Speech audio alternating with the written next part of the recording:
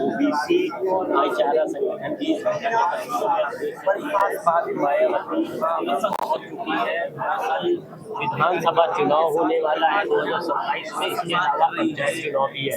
मुस्लिम समाज की बैठक हुई।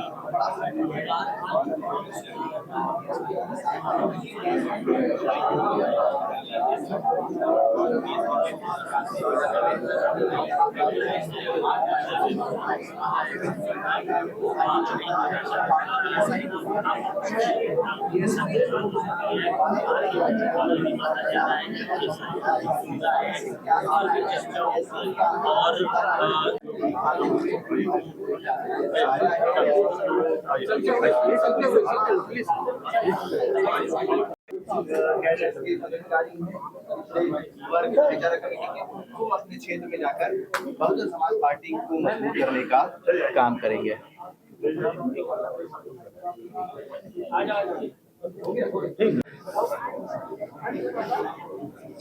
नमस्कार, मैं विन्यास, आप देख रहे हैं टीएस न्यूज़। आज हम पहुंच चुके हैं बसपा पार्टी कार्यालय में, जहां पर आज मायावती एक अहम बैठक करने वाली हैं। ये बैठक माना जा रहा है कि जो है ओबीसी जो समाज के लोग हैं उनको जोड़ने का कहीं ना कहीं काम चल रहा है, क्योंकि ओबीसी समाज जो है करीब 30% है जिसको मायावती जोड़ने का प्रयास कर रही हैं। और बिहार में भी चुनाव की जो है प्रक्रिया शुरू हो चुकी है। बिहार में इलेक्शन है, उसको लेकर भी कुछ मायावती आज बोलने वाली हैं उस पर। और मायावती यहाँ पर आ चुकी हैं और भारी जनसैलाब भी हैं उनके साथ। और देखेंगे कहीं ना कहीं ईवीएम पर बात करेंगी, एसआईआर पर बात करेंगी, वोट चोरी पे बात करने वाली हैं। और क्या बात करने वाली हैं इस पर अभी हम कुछ कह नहीं सकते, क्योंकि अभी बैठक चल रही है। बैठक के बाद हम लोगों से बातचीत करेंगे और जानेंगे कि क्या कुछ मायावती ने आज यहाँ पर कहा है, क्या कुछ उनकी आज यहाँ पर इस बैठक में क्या कुछ ऐलान करेंगी, क्या कुछ तैयारियाँ हैं, जानेंगे।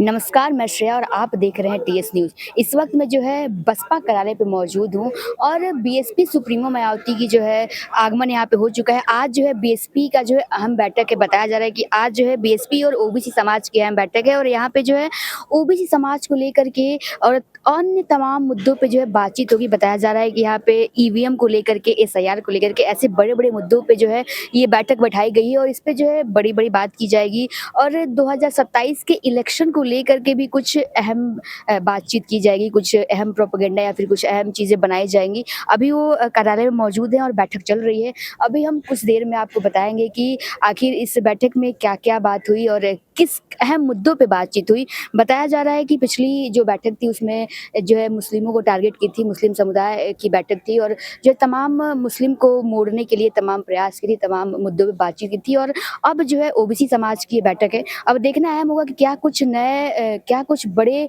मुद्दों पे बातचीत होती है।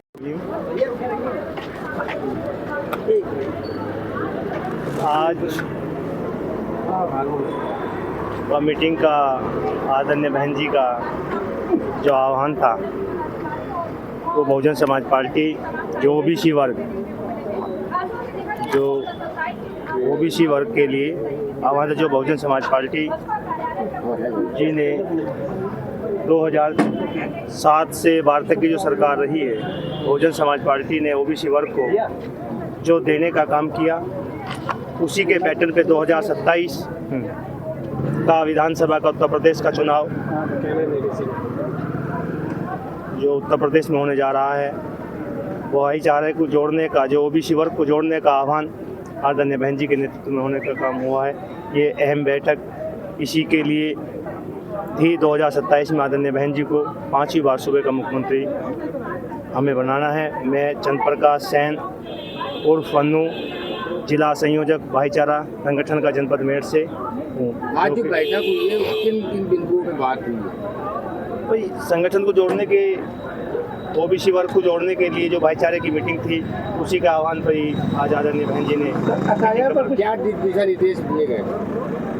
दिशा निर्देश तो काफ़ी दिए आदरणीय बहन जी ने, जो अभी आपके जो सामने आ ही जाएंगे। जो प्रेस नोट भी दिया है आदरणीय बहन जी ने, वो भी आ जाएगा आपको।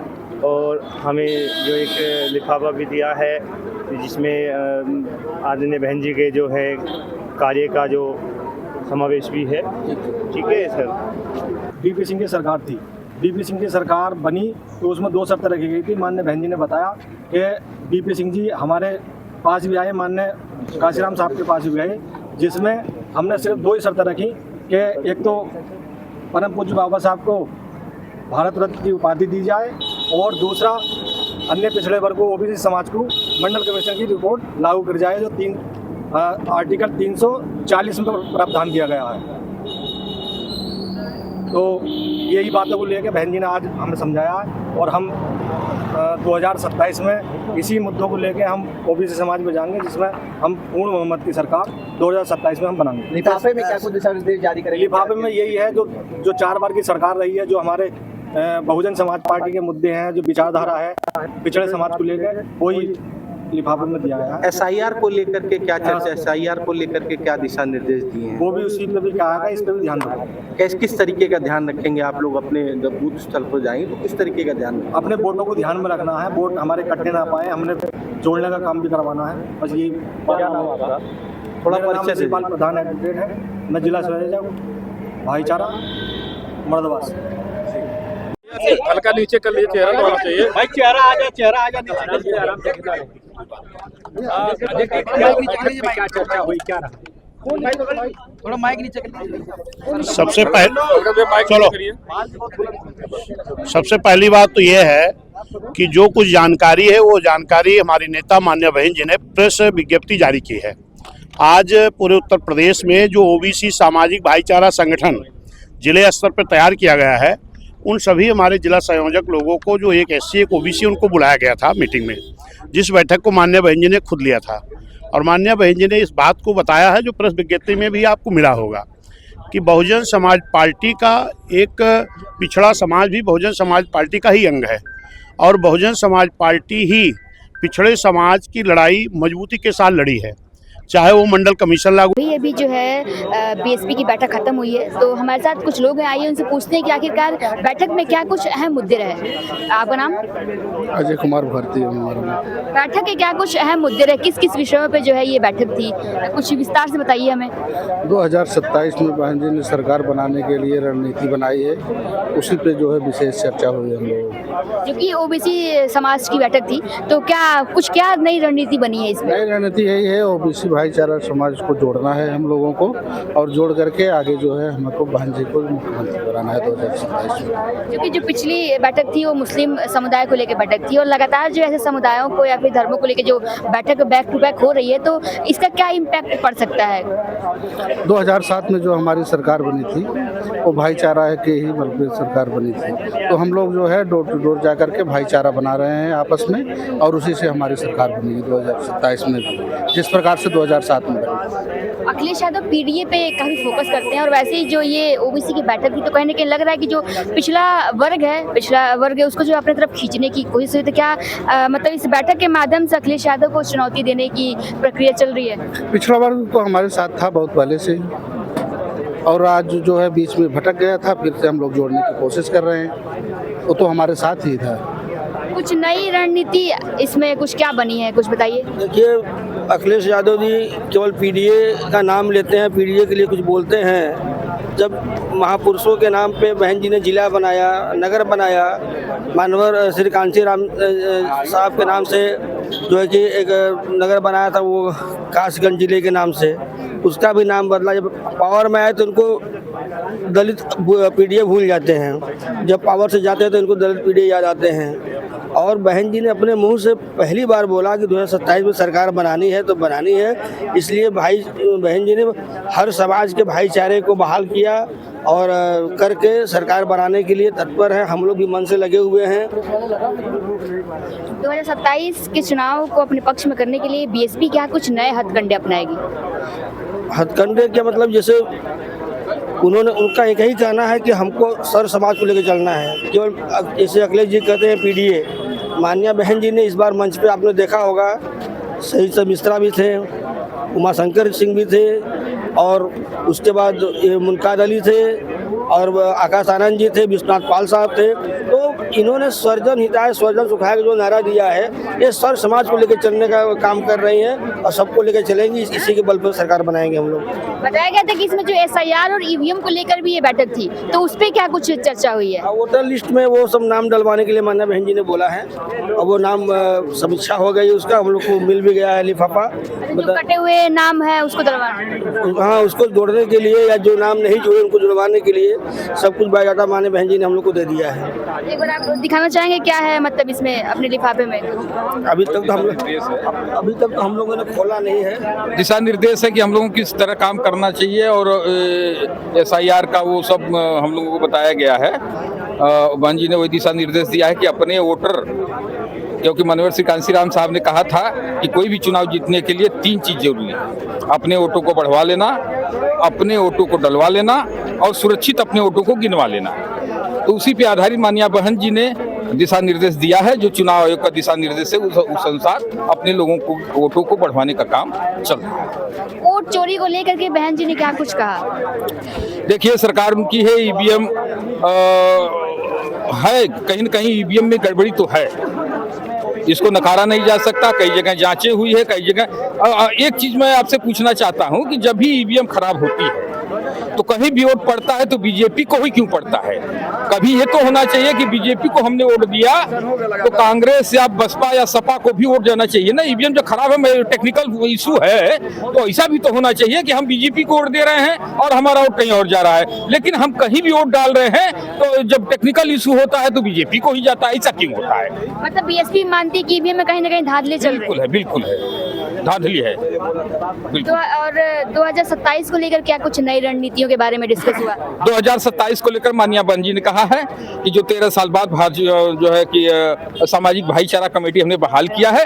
आप लोग जाइए पिछड़ी जातियों में, जो उन्होंने काका कालेलकर आयोग, मंडल कमीशन आयोग और जो डॉक्टर बाबा साहब BR अम्बेडकर संविधान में आर्टिकल 340 दिया है, इन सब बातों को समझाइए उनको और उनको बताइए कि बहुजन समाज पार्टी आपके लिए क्या किया है, आरक्षण आपको कब मिला है। BP सिंह की सरकार रही है और माननीय श्री कांशीराम साहब ने दिल्ली के वोट क्लब पे उन्होंने नीला झंडा गाड़ दिया, 6 महीने तक आंदोलन किया, जगह जगह जिला तहसीलों पर हमारे लोगों ने आंदोलन किया और उसके बाद में जब जिस तरह से माननीय श्री कांशीराम साहब और बहुजन समाज पार्टी के संघर्षों से मंडल कमीशन लागू हुआ और आपको आरक्षण मिला, तो कहीं न कहीं बहुजन समाज पार्टी जो है कि पिछड़ों के हित के लिए काम किया है और जब भी सरकार बनी है तो पिछड़ों के हित के लिए उन्होंने काम किया है और पिछड़ों को सम्मान देने का काम बहुजन समाज पार्टी ने किया है, माननीय बहन कुमारी मायावती जी ने किया है।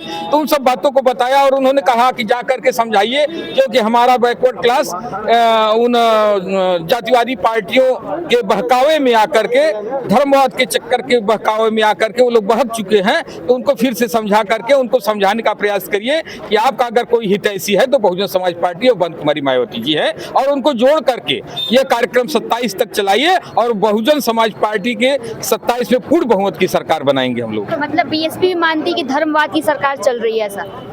हाँ बिल्कुल, BSP क्या मान रहे हैं, पूरा देश मान रहा है, सब लोग मान रहा है। जहाँ स्कूल होना चाहिए, कॉलेज होना चाहिए, मेडिकल होना चाहिए, वो सब व्यवस्थाओं को दरकिनार करके केवल मंदिर मस्जिद और हिंदू मुसलमान, भारत पाकिस्तान, गाय गोबर पे बात किया जा रहा है, तो समझ सकते हैं कि यह देश कहाँ जा रहा है। अगर BSP सत्ता में आती है तो क्या कुछ करेगी?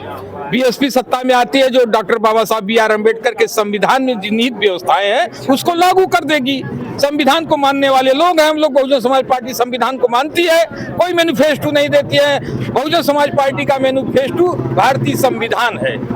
जो भी आर्टिकल है उसको लागू करवा दीजिए, ऑटोमेटिक सारा विकास, सर्वांगीण विकास हो जाएगा और कोई अलग से कहने की बात नहीं है। जिनके हक अधिकार, हकूक को छीना गया है, जो इतने दिन से राजपाट से दूर रहे हैं, जो उनको गुलाम बनाया गया है, जिनको अधिकार नहीं दिया गया है, तो वही तो संविधान कहता है कि सबको बराबर। आर्टिकल 15 कहता है समानता का अधिकार, सबको बराबरी का अधिकार होना चाहिए, सब चैन अमन से रहे इस देश में, अमन बहाल हो, भाईचारा बहाल हो। यही बहुजन समाज पार्टी और भारतीय संविधान का जो है कि मुख्य उद्देश्य है। आप कुछ कह रहे थे, क्या 2027 में आती तो क्या करेगी? ये कह रहे हैं कि पूरे देश में नौजवान ने ललकारा है कि बहन जी को CM बनाना है और इसके बाद पीएम भी बनाना है, ये पूरे देश का नौजवान, सर्व समाज के नौजवान ने ललकारा है। तो 27 में बीएसपी सरकार बन रही है। बन रही, वो शिक्षा पूरे देश में फ्री होगी। ये मायावती जी का कहना है। अरे कहना है, होना है, वो तो शिक्षा फ्री कर रही है। ये तो पहली बात है, यही तो प्राथमिकता, यही तो गारंटी है। शिक्षा तो ठीक है, लेकिन स्वास्थ्य और स्वास्थ्य भी होगा, तो शिक्षा भी होगी। यही तो पहली गारंटी है, क्योंकि समाज को किसी चीज से अनभिज्ञ नहीं रखना है। 27 के लिए क्या कुछ नई रणनीति है? रणनीति नहीं, यही कि सर्व समाज को जोड़ के और वो पूरी सरकार बनाएंगे। यहाँ भी सीएम बनाएंगे, वो पीएम भी बनाएंगे। पीएम ही बनाएंगे? हाँ, पीएम भी बनाएंगे। 27 के लिए आप लोगों ने कमर बांध ली है? कमर कस ली है। पूरे देश का नौजवान एकत्र हो गया है, एक बहुजन मंच पे हो गया। इसको कोई दुनिया की ताकत नहीं रोक सकती। इतनी बड़ी तादाद में सरकार बनने जा रही है। ठीक है, धन्यवाद, थैंक यू। तो जैसा कि देखा आपने, हमने तमाम जो है बीएसपी नेताओं से बातचीत की। इन्होंने इन लोगों का कहना है कि जो है 27 के लिए जो है बीएसपी कमर कस चुकी है। बीएसपी ने जो है बीएसपी सुप्रीमो मायावती जी ने जो है एसआईआर को लेकर बात की, वोट चोरी को लेकर बात की, वो भी वो मानती है कि कहीं ना कहीं वोट चोरी हो रही है। तो अपने जो है पार्टी के जो कार्यकर्ताओं को जो है दिशा निर्देश दिए कि जो भी वोट कटे हैं इसका जो अच्छी समीक्षा किया जाए और वोटों को जोड़ने का कार्य किया जाए, और 27 के लिए सब लोग कमर बांध लें। 27 की तैयारी पूरी तगड़ी होने वाली है, और कहीं ना कहीं इनके कार्यकर्ताओं का कहना भी है कि 2027 में जो है बीएसपी की सरकार बन सकती है।